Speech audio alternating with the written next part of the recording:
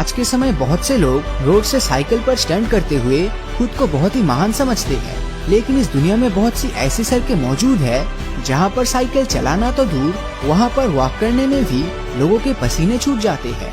अब इस साइकिलिस्ट को ही देख लीजिए, क्योंकि इसने साइकिल चलाने के लिए कोई सिंपल सा रास्ता ना चुनकर इस दुनिया की सबसे खतरनाक रोड्स को चुना है, जो कि बहुत ही ज्यादा ऊंचाई पर मौजूद है। इन रोड्स को देखने के बाद आपको इतना तो समझ आ ही गया होगा कि अगर इन रोड्स पर चलते हुए हम जरा सी भी गलती कर दे तब किसी भी वक्त खाई में गिरकर हमारी मौत भी हो सकती है। खैर, इससे हमारे जानबाज और जिंदादिली साइकिलिस्ट का कुछ भी लेना देना नहीं है, क्योंकि वो तो अपनी मस्ती में तेजी के साथ चले जा रहे हैं। वेल, एक बात तो बिल्कुल सच है कि इन खतरनाक रास्तों और पहाड़ों से अगर कोई नीचे गिरा तब उसके बचने के चांसेस ना के बराबर है।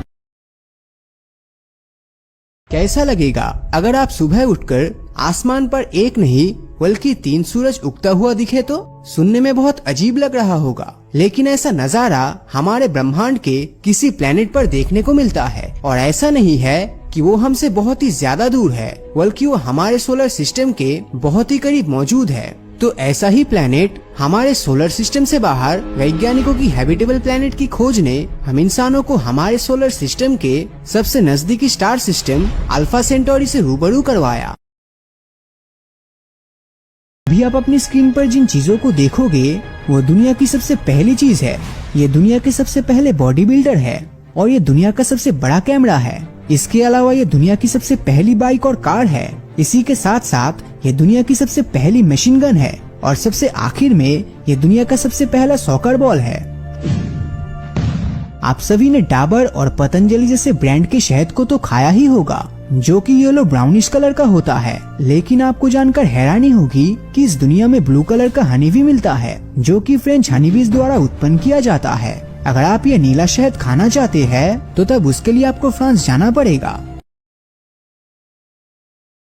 27 अप्रैल 2025 5 स्टारशिप रॉकेट्स मार्स पर उतर चुका है, जिसमें solar panel, space suit, robots और मार्स पर एक्सपेरिमेंट करने के लिए हर तरह की चीजें मौजूद है। मार्स पर रोबोट्स पहुंचते ही 7 फुटबॉल ग्राउंड से भी बड़े जगह पर सोलर पैनल्स फैलाया जाएगा। इस वक्त रोबोट्स मंगल के जमीन को स्मूथ कर रहा है, ताकि जब इंसान इस धरती पर उतरेगा तब उन्हें कोई परेशानी ना हो। 27 जून 2027 जब मार्स पर इंसानी आबादी 30 को टच करेगा। 24 सितंबर 2033 दिन 1288 मार्स पॉपुलेशन 354। पूरी दुनिया की स्पेस एजेंसी मार्स पर इंसानों को भेजने का प्लान कर रहा है। साथ ही अमेज़न कंपनी सामानों की डिलीवरी एक प्लेनेट से दूसरे प्लेनेट पर करने की प्लानिंग कर रहा है। मार्स पर इंसानी बस्तियों में ग्रीन हाउस का अच्छा एटमॉस्फेयर बनाने के लिए मछलियों को भी भेज दिया गया है। 17 नवंबर 2035 दिन 3072 मार्स पॉपुलेशन 748। ये साल बहुत ही ज्यादा खास रहने वाला है, क्योंकि मार्स से धरती की दूरी बहुत ही कम हो जाएगी और मंगल से धरती पर वापस आने के लिए 7 नहीं बल्कि सिर्फ 5 महीने का समय लगने वाला है। इस वक्त मार्स पर इंसानी बस्तियां पूरी तरह से तैयार है। अब तक मार्स पर पहला हॉस्पिटल बनने का काम शुरू हो चुका है। 2031 दिन 1520 मार्स पॉपुलेशन 166। मंगल के जमीन में खुदाई का काम शुरू हो चुका है, जिससे कि इंसान यहाँ के जमीन के अंदर भी रह सकेंगे। और यहाँ जमीनी खुदाई में सहायता करने वाला है इलॉन मस्क की द बोरिंग कंपनी। ये वही इलॉन मस्क है जो कुछ समय के लिए इस दुनिया के सबसे अमीर इंसान बन गए थे और जिन्होंने अपनी कंपनी टेस्ला के लिए फरवरी महीने में $1.5 बिलियन का बिटकॉइन खरीदा था, जिससे कोई भी इंसान जिसके पास बिटकॉइन हो वो उससे टेस्ला जैसी इलेक्ट्रिक कार परचेज कर सकता है।